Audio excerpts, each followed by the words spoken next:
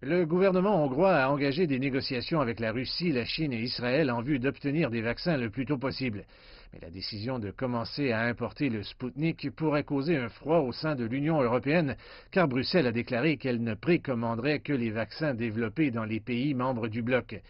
Les informations sur le vaccin russe sont fragmentaires, mais le ministre hongrois des Affaires étrangères a déclaré qu'il s'était avéré efficace dans 92% des 16 000 premiers sujets d'essai, à peu près en ligne avec le taux de réussite de 90% déclaré par les Allemands de BioNTech et Pfizer qui développent conjointement un vaccin.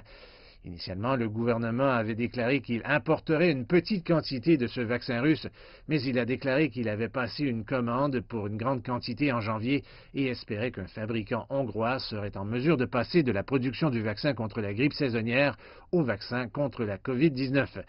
Pour lutter contre les accusations d'experts médicaux selon lesquelles on en sait trop peu sur le vaccin russe ou sur la manière dont il a été testé, le gouvernement russe a déclaré qu'il procéderait à 6 mois de tests supplémentaires et publierait toutes les données relatives aux tests dans une revue médicale.